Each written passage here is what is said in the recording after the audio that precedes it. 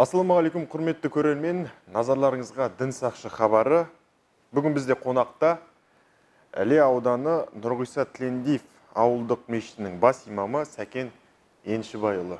Сәкен мырза, қош келдіңіз. Ассалаумағалейкум. Бүгінгі өзіңізбен сұхбатты қазақтың мейрамдары деп алып отырмыз. Жалпы мейрамдарға тоқталайықшы. Қазақ халқы қай мейрамдарды тойлау керек, қай мерекелерге рұқсат етілген шариғатымызда? Жалпы енді мейрам қазақ өзі тойшыл қазақ қой, тойшыл қауым.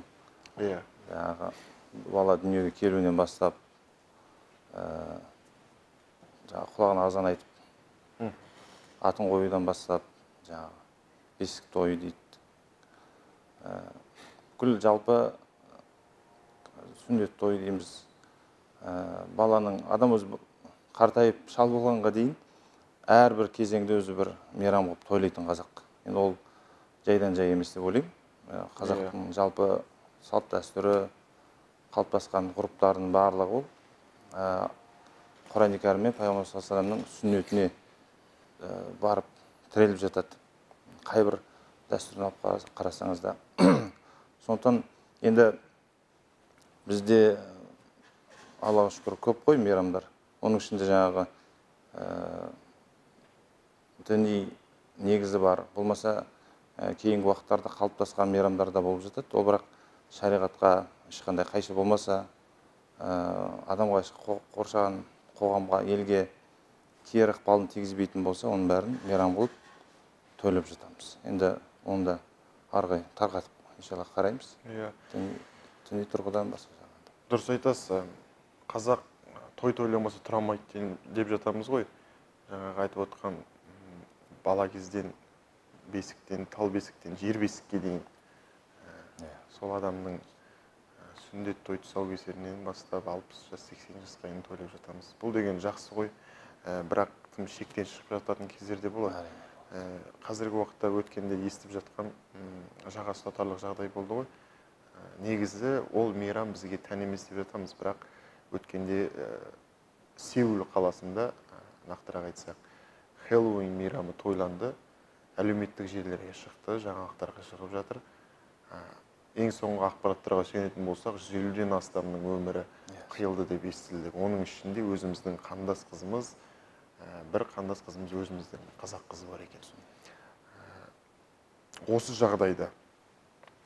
жағдайға не айтасыз? Бұл мейрамды тойлаған қаншалықты дұрыс? Қазіргі таңда оны шетелдіктер ғана емес, тіпті өзіміздің Қазақстанда тойлайтын қазір жастарымыз өсіп келе жатыр. Барлығы демейміз, дегенмен тойлап жатқандар бар. Өткенде кеше менің көргенім бойынша Инстаграм парақшаға араб елінің өкілдері де осы мейрамды тойлап жатқанын көріп қалдық. Бұл әлемнің осындай қиын жағдайға түсуінің белгілері ме? Онды бізде енді әрбір жаңалықты қарап, мұқият не істеп отырамыз ғой, қарап өзімізде қорытып, сараптап отырамыз. Бұл енді тарихына жүгінетін болсақ, бұл қазақта атамыз, бабамыздан Хэллоуин тойлап жатқан емес. Бізде дәстүрімізде жоқ зат. Былай айтқанда, қазақи менталитетке, мұсылмандық шарттарға ешбір келмейтін мейрам болып табылады. Енді Хэллоуинді жалпы енді өзімізде мектепте оқыдық қой. Мектепте оқығанда кіші кезімізден осының ағылшын тілінің сабағында осыны бір мейрам қылып өтіп жататын. Ол енді ағылшын тілі батыстан келген тіл болғандықтан сол елдің мәдениетінде қоса алып келеді ғой. Сөйтіп өткізіп жататын өзіміз көп болған, жағдайларымыз көп болған. Ал енді діни тұрғыда алып келетін болсақ, бұл бір ешқандай қарап отырсаң жын ойнақпен тең. Істейтін заттардың көбісі жаңағындай адамдарды бір үрейлендіру, шошыту, әуелі қазақ ұшынып қалып жатады ондай жағдайларда. Біреу бір селк еткізіп бүйтуге де болмайды. Мысалы, ондай заттар қазақи салт санаға да жат нәрселер өсіп келеді. Өзінің атында да тұр ғой, бұның атының өзі біздің сөздікте жоқ. Хэллоуин деген шетелдік ат екені көрініп тұр. Бірақ сонда да енді бізде тәуелсіздік алғалы бері қазақ жалпы рухани де мәдени жағынан да аш болды. Сол кезде осы сәтті пайдалана отырып, батыстан неше түрлі мәдениеттер кірді, діндер, мұсылман мемлекеттерінен де әртүрлі ағымдар кіріп кетті. Сол сияқты бұл бір менің ойымша қазақты өзінің ата салтынан айыратын, жастарды бір жаңағы әдепсіздікке, жаман нәрселерге үйрететін бір батыстан келген бір жаман тұрпайы мәдениет болып өзім бағаладым. Сондықтан ол бізде шариғатта тыйым салынады ондай мейрамдарға. Жалпы діни мейрам өзі білесіздер ғой, ораза айт пен құрбан айтпен ғана негізгі Құранда келген негізгі мейрамдар деп есептеледі. Одан кейінгі мейрамдар шариғат төңірегінен, шеңберінен шықпаса, тыйымдарын бұзбаса, олар тойлай беруге жалпы рұқсат беріледі. Енді адамның өліміне апарып тұрса, бір ұятсыздыққа, басқа бір арсыздыққа қарай апарып тұрған мейрам болса, оны дініміз құптамайды. Ол шеңберден шықты деген сөз ғой. Бітті деген сөз, әрине. Адамның өліміне, ұятсыздыққа, тәрбиесіздікке үндеп тұрған зат болғаннан кейін, ол діннің шеңберінен, дін былай тұрсын, қазақы салт дәстүр, салт санадан да шығып кетіп жатады. Демек бұл мейрамды мүлдем тойламау керек қой? Мүлдем тойламау керек. Өзім ойлаймын, кей кездері қазақта мейрам таусылды ма? Барлық мейрам бар. Өткенде ғана Қасым-Жомарт Кемелұлы Тоқаев республика күнін қайта қосып берді. Оның өзі қандай үлкен мейрам болды. Сондай өте керемет мейрамдарымыз жеткілікті. Сонда осы бір батыстан келген қайдағы бір жын ойнақтарды тойлап ілесіп кететініміз бар. Соған кейде қарнымыз ашып жатады. Өткендегі Сеулдегі жағдайды естіген кезде енді барлығымыз шошыдық, енді шыны керек. Адамдар жазықсыздан жазықсыз кетіпті. Сондай болып жатыр. Енді Хэллоуин мейрам болмаса да құсас деп те айтуға келмейді шығар, өйткені осы жаңа жыл мейрамында жылдан жылға өту барысында тойлап, дастархан жайып, жарық шамдарын атып жататын кездеріміз болады. Осы мейрамға көзқарасыңыз не айтасыз осы туралы? Бұл да жаңа жоғарыда айттық қой.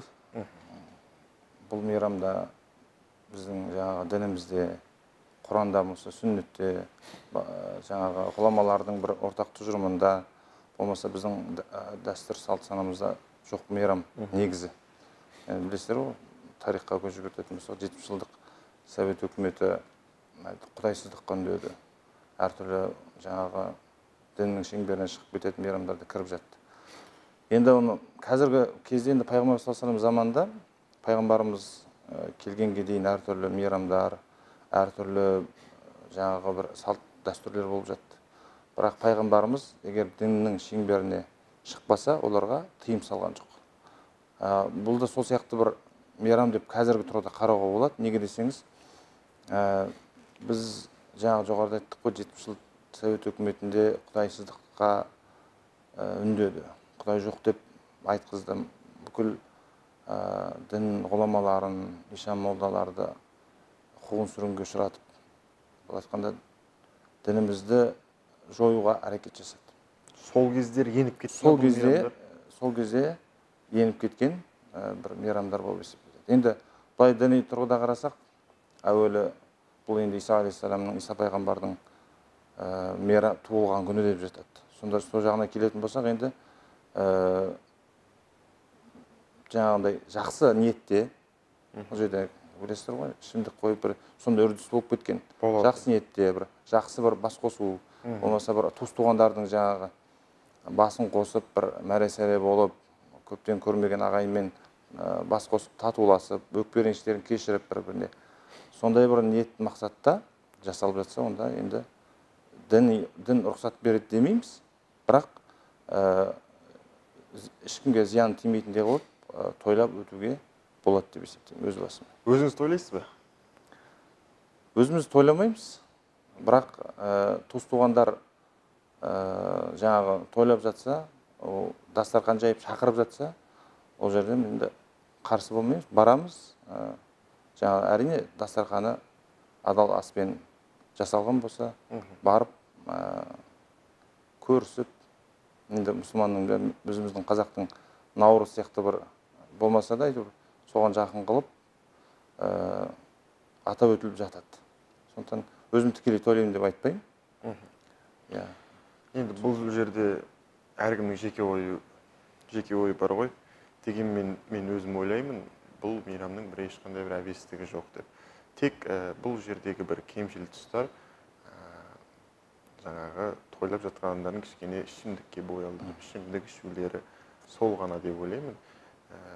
Жарық шамдары, қазіргі балалардың көбі сол мейрамды күтеді. Енді балалар болсын, жастар, үлкендер болсын, барлығы сол мейрамды асыға күтіп жатады. Енді жылдан жылға өтудің өзі Аллаға шүкір деп айтамыз ғой. Жылдан жылға өтіп жатырмыз. Оны тойлап, арғы жылды күтіп алу ешқандай әбестікке жатпайды деп ойлаймын. Жаңағы айтып жатқан Хэллоуин мерекесінің жанында әлдеқайда. Әрине, иә.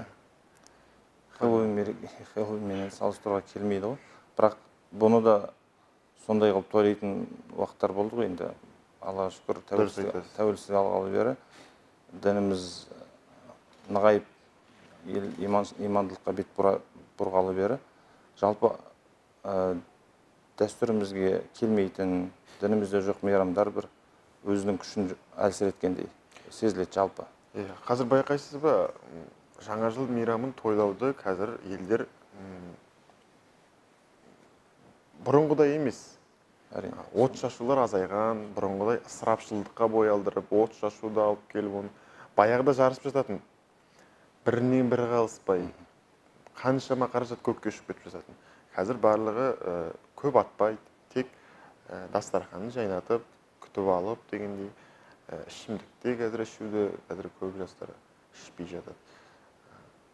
Осылай мерекелеріміз орнына ақырын келе жатыр. Иншалла, бұл тұрғыда бір айта кететін мәселе. Жалпы енді бір мәселені жаңағы кесіп жойып тастау мүмкін емес, бірден орнынан. Мұсылман болу әстесе дейді ғой. Пайғамбарымыз да жаңа жоғарыда айттық қой. Пайғамбарымыз да бірден келе салып, бәріне 5 уақыт намазда бұйырған емес.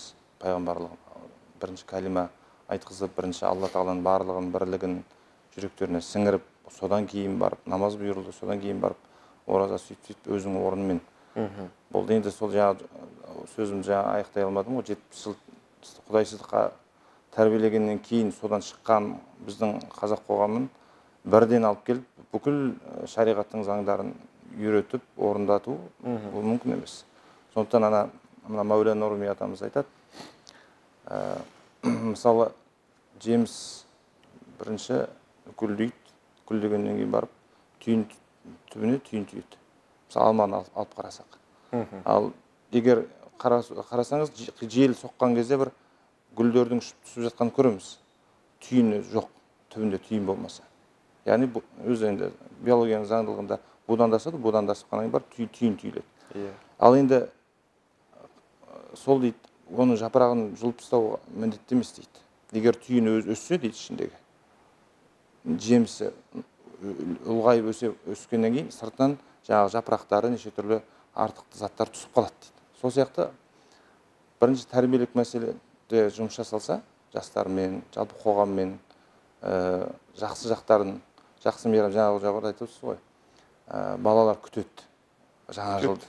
Енді Аллаға шүкір бізде де мысалы мына мешіттерде, имамдарымызда көп солған жұмыс жасап жатады. Мына ораза айтта балаларға сыйлық жасап, керісінше жаңа жылды емес, біздің наурызымызды күтейік, наурызда сыйлықтар жасап, бұл айтқанда діни мейрамдардың салмағын күшейтіп, тойлануын дәріптеу барысында жайлап бұндай заттар артығы түседі. Дінімізге, дәстүрімізге қайшы емес заттар өз орнына түседі деп есептейміз. Қарап отырсақ, әр күніміз мереке ғой. Әр күнімізде аман есен 12 мүшеміз сау болып тұрудың өзі мереке. Осы жерде бір айтқым келіп отқаны, адамдар мешітке көп келе бермейді. Жастарымыз дейші, адамдар емес. Келеді көбісі, бірақ жастарымыз көбінесе келмей жатады. Бірақ ораза айында қадір түні кезінде жастарымыз көп жиналады ғой мешітке. Мешітке жиналып, бір-бірімен сырласып, отырады, бұрыштарда тамақ алып келеді ол жерге. Қадір түнін күзетіп. Қадір түнін күзетіп. сол кездегі айтайын дегенім, енді жастарымыз мешітке күнделік келмейді, бірақ неге қадір түнінде көп жиналады екен? Сондай бір неліктен деп ойлаймын. Жастарымыз сондай бір қызығушылық неден пайда болады сол қадір түнінде? Жаңағы айтып жатырмыз ғой, дастархан жайылады ол жерде. Олар соны біліп тұр ғой енді. Дастархан жайылатын, желпек қойылатын. Иә, дұрыс айтасыз. Бұл жерде өзімізде бала болдық қой. Кішкентай кезімізден енді тәуелсіздік алған алғашқы біз 87 жылғымын. Сол бай қарасақ 4-5 жасымызда 6 жас, 10 жасқа дейін кішкентай бала болып есептелдік қой. Сол кезден қанша намазды басқасын білмесек те, қадір түн деген бір ұлық мереке ретінде, қазақ Қадыр ата келеді деген бір түсінікте балалар күтіп отыратын болатын ондай нәрселер. Енді дін мықты дамып кетпесе де, бұл қандай бір құдайсыздық қоғам болғанымен біздің бабаларымызда бұл нәрсе қатты қалған. Өйткені қазақ айтады, мақал мәтелдеріне де көп кірген. Жанның бәрін қыдыр тұт дейді, түннің бәрін қадір тұт дейді. Яғни жанның бар қыдыр дегені Хызыр алейхиссалам, ол кісі бар екенін анық қой, пайғамбар. Ол кісі дүниеде жүреді, ел кезіп. Ол кісінің жолыққан адам жолық батасын алады деген сондай бір қалыптасқан жақсы бір үрдіс бар. Сол кісі келеді деген бір түсінікте. Енді бабаларымыздың бұл руханиятының мықты болғандығының, қандай бір құдайсыз қоғамда өмір сүрсек те, негізгі мәселелер түсіп қалмаған анық та. Мысалы, мұғалімдер, бұрынғы кісілер айтып отырады, тақтаға өзіміз құдай жоқ деп сабақ беріп тұрамыз дейді. Тақтаға жазып тұрған кезде дейді, қолымыздан бор түсіп кетсе, бісміллә деп айтқанымыз өзіміз білмей қаламыз дейді. Айтқанда қазақты дінсіздендіруге тырысса, бірақ қолдарынан келмейді. Бірақ жаңағы айтайын дегенім, қадір түні ол бұрыннан, бұл айтқанда қазір біздің мейрамдардың көбісі тойланбай қалғанымен, діни мейрамдардың бұл қадір түнді күту, отыру, дұға қылу, елге, жерге бір жылға ризық нәсібе жазылады деген хадистер бар. Соның бәрі біздің салт санамызға қатты сіңді, дәстүр болып кетті. Соның кейін бірақ мына соңғы кездегі болып жатқан мәселеге айтатын болсақ, жалпы дінге бет бұру күшейіп кетті қарқыны. Кішкентай балаларымызға ораза ұстайды. 5 жастан 10 жас мектеп жасындағы балалар ораза ұстап қадір түннен қалмай, өзіміз ауылдық жерде қызмет жасағаннан кейін ауылда үлкендер емес, балалардың мешітке келіп, мешітте қадір түн дастарханын көтеріп алып, дастархан жайып, мәре-сәре болып жүгіріп жүретіні, ол баршамыз куә болып отырмыз. Неге десеңіз, мына аталарымыз айтады, ойды қайдан алған адам өзі сезбейді дейді. Жанның айдап салған сезбесе де іздейді дейді. Яғни ішке бір адам баласының жаны бір жақсылықты, тазалықты, жылулықты қалайды, махаббат, мейірімді. Ал сол іштей балалардың рухқа еркін тәуелсіз мемлекетте тұрып жатқаннан кейін, олардың ой өрісі еркін. Сондықтан оларда өздерінің ойларын, ішкі сұраныстарын көрсетіп жатқан бір көрініс деп есептейміз. Жаңа айтып отырсыз ғой, құдайсыз заманда өмір сүрдік. Сол замандағы әдет ғұрыптарымызды, өзіміздің салт дәстүрлерімізді осы заманға дейін дұрыс жолмен алып келген сол кездегі ата-бабаларымыздың шеберлігі, сол кездегі ата-бабаларымыздың берік ұстанымда болғандығы деп ойлаймын. Ал енді сол дұрыс жолмен келген дінді кішкене бұрмалап жатқандар қазір көбейіп жатыр ғой. Осындай кең заманда өмірге келсе де, кейбір жастарымыз батысқа ағымға бет бұрып, дінді бұрмалап, дінді құбыжық қылып көрсетіп жатқандар бар. Осы тұста мейрамдарға қайта келейік. Айтып отырмыз, мейрамдар көп. Осының ішінде туған күн деген. Енді әр адамның туған күні болады ғой. Қазір туған күнді тойлау, ол да бір мереке. Оны да жаңа туған күннің иесі өзі асыға күтеді.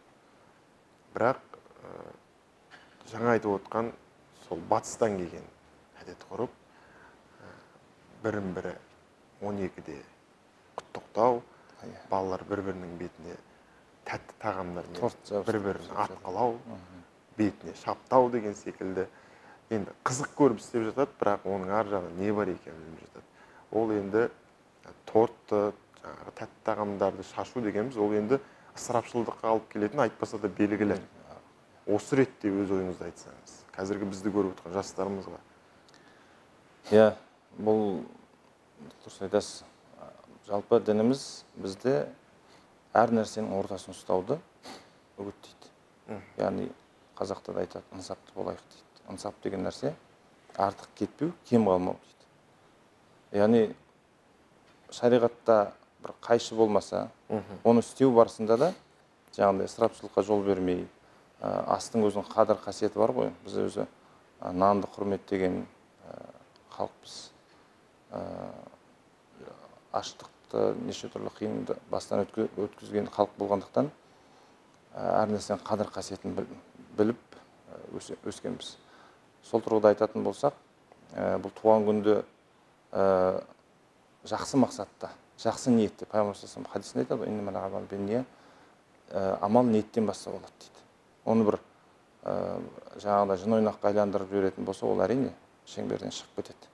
Ал шығармай, құттықтап, жаңағыдай Алла тағала осы жасқа жеткізгеніне шүкір деп, жақсы ниетте бір жаңағыдай Құран оқытып, дуа қылғызып, бір жақсы бас қосып, бұл жерде Алла тағала мақтап, пайғамбар саллаллаху салауаттар айтып өткізсе, жақсы тілек айтса, енді білесіз ғой, ішімдік тұрған жерде періштелер лағнет айтып тұрады. Мысалы, бір адам жақсы тілек айтып тұрса, бұл жасы ұзақ болсын, бақытты болсын десе, періштелер қарғыс айтып тұрады, керісінше болмасын деп тұрады, деп келеді. Ал ондай болмаса, адал ас болса, бәрі жақсы ниетте бір-бірін құттықтап жататын болса, ысырапшылдыққа жол бермей, ол жерде бір жаңағыдай қатты бір өрескел мәселе жоқ. Шариғаттың тыйым салатын. Жаңағы бір сөзіңіздің астын сызып айту керек екен. Жаңа айтып отырсыз ғой. Ішімдік ішіп тұрып, стақанды соғыстырып, жаңа айтатындар бар ғой. Ол жерде енді адам өзі ойлап тұрады, мен бұған жақсы тілектер айтып жатырмын. Жаңа тойдың, туған күннің иесі де рахметін жаудырып, алғысын айтып жатады, жақсы тілектер алып. Жаңа айтып отырсыз ғой, періштелер ол жерде лағнет айтып тұрады деп. Негізінде осыны дұрыстап оқу керек сияқты. Одан гөрі ішімдіксіз айтылған тілектер Алланың құлағына жететін сөз. Аллах, періштелер әумин деп, Аллах қабыл ететін. Аллах қабыл ететін сөз. Осы тұрғыда тағы бір айта кетейік, енді біз әлеуметтік желілерді қарап жатамыз. Жаңағыдай әртүрлі мейрамдарды гүл шашып, ұн шашып бірдеңелер істеп жатады. Тортты жаңа бетіне ұрып, бұл енді дінімізде қатаң тыйым салынған ысырапшылдық деген нәрсе. Пайғамбар хадисінде айтады, "Уәлә тусрифу" дейді, ысырап қылмаңдар. Инналлаха ла юхиббул мусрифин. Алла тағала ысырап жасағыштарды жақсы көрмейді дейді. Яғни Құдай тағала бұны Құранда анық айтқандықтан, бұл жерде жаңағы ысырапшылдыққа жол беруге байланысты жастарға қатаң ескерту айту керек сияқты. Осы тұрғыда жұмыстар жасау керек сияқты. Тәрбиелік мәні зор. Ол жаңағы білмеген у ішеді дейді ғой. Білместіктен болып жатқан нәрсе деп есептеймін өзім. Сондықтан Алла қаласа бұлар жай орнына түседі деп есептеймін. Білместікпен жасалған әрбір зат кешіріледі, сөзсіз. Жаңа мен сізден де өзіңіздің өз ойыңызды сұрап кетейін деген, сізге деген соңғы сұралық емес, ұсыныс болсын. Өзіңіздің ұсынысыңыз болса. Осындай бір мейрамдарға кішкене шектеу қою керек деген секілді өзіңіздің бір ұсыныс тастай аласыз ба? Жоғары жақтың аз-маз осылай шектесе, біздің мейрамдарымыз жақсы бір жолға қойылады деген секілді. Дұрыс айтасыз. Бұл тұрғыда бірінші менің ұсынысым, өзім ойым, жақсы, мысалы, негізгі дінде рұқсат берілген, салт дәстүр әдет ғұрпымызда бар, адам баласын бауырмалдыққа, достыққа үндейтін мейрамдар болса, сол жағын дәріптеуді күшейту керек сияқты. Бірінші мәселе. Сол яғни жаңа жоғарыда айттық қой, адам ақыл санасы өскеннен кейін, ой парасаты жетілгеннен кейін, ол артық ауыз жаман әдет ғұрыптар өзімен өзі түсіп қалады. Яғни керек затын алады, керек емес затын тастайтын болады. Ал енді жалпы ықпалды ете алатын жаңа мемлекет тарапынан болсын, бұл нәрселерге негіз мүмкін болса тыйым салғанда дұрыс болады. Өйткені екі жағы бірдей жүреді. Рухани жұмыс жасау бір өзі екі нәрсе, әмір мағруф ва нахи мункар дейді дінде. Құдай тағаланың әмір еткен заттары бар, одан кейін тыйған заттары бар. Енді Алла тағала бұйырған, пайғамбар саллаллаху алейхи ва саллям істеген, аталарымыз ғасырлар бойы орындап келген нәрселерді дәріптесек орындау. Одан кейін керісінше қарама қарсы жаңағы кейінгі уақыттарда батыстан кірген тұрпайы мәдениеттерді тыюға үгіт насихаттар, осындай бұқаралық ақпарат құралы арқылы мәдениет салалары, әртүрлі мемлекеттегі нелер бар, органдар бар ғой, соған жұмыс жасаса тыюына қарай. Тікелей бірден кесіп алып тастау мүмкін емес қой. Жайлап ақпараттық насихат жүргізіп, жамандығын көрсетіп, білімсіздіктен болып жатыр деді қой жаңа. Ақпараттандыру керек деп ойлаймын. Дұрыс емес екендігін, түбі қайда апаратындығын, қандай бір жаңағы пайғамбар хадисінде айтқандай, кім қай қауымға ұқсағысы келсе, сол қауымнан ертең қияметте Құдай тірілтеді дейді. Яғни бір адам батысқа еліктеп, батыстың үлгідегі киімін киіп, жалаңаш, жаңағыдай қалай болса солай жүретін болса, неше түрлі жаман заттар айтатын болса, ертең жаңа бір қылған екі қылады, екі қылған әдет қылады дейді бабаларымыз. Әдетке айналғаннан кейін оны жүрегі соған бұрылады, адам соған махаббат қылады. Тоқтау мүмкін емес болады. Яғни ары қарай дамып, одан ары күшейіп кетуі мүмкін. Ауру қалса да әдет қалмайды дейді. Ауру қалса әдет қалмайды дейді. Сондықтан 50 жылда ел жаңа дейді, 100 жылда қазан дейді. Мұсылман бол әсте-әсте жайлап, осы негізгі мейрамдарды ғана тойлататын, болмаса жаңағы мейрамдарды жақсы мақсатта ғана атап өтетін боламыз деп өзім сенемін. Сәкен мырза, рахмет сізге көп. Алла разы болсын. Көзі ашық, көкірегі ояу жастарымыз болса, осы біздің сұхбатымызды көріп, біраз ой түйеді деген ойдамын. Сізбен бірге тағы да осы тақырып төңірегінде сұрақтар айтатын әңгімеміз жетерлік еді. Дегенмен эфиріміздің уақыты шектеулі әрине. Дегенмен адамдар қазіргі таңда бұл тақырыпқа көбісі ат үсті қарауы мүмкін. Ей, қоя бер, тойлай берейік, не қылады дейсің деген секілді өздерінің сөздерін айтып жатады. Бірақ бұл дегенмен Қазақстанымыздың, еліміздің болашағына бірден бір әсер ететін жайттардың бірі. Өзіңіздің айтып отқаныңыз бар, бағана жоғарыда айтып отқан талай мәселелер бар. Жаңа өзіміздің ұсыныстарымызды да айтып жатырмыз. Енді естір құлақ болса, бұл сұрақтардың шешімі әлі де алдағы уақытта болады. Сол келесі эфирде жолыққанша сізбен осы тақырыптар төңірегінде әлі де бір сәті түссе қозғай жатармыз. Құрметті көрермен, осымен біздің дін сақшы хабарымыз аяқталды. Бүгін біздің студиямызда қонақта болған, тағы да бір естеріңізге сала кетейін, Іле ауданы Нұрғиса Тілендиев атындағы ауылдық мешіттің бас имамы Сәкен Еншібайұлы. Рахмет, назарларыңызға. Келесі эфирде жолыққанша аман сау болыңыздар.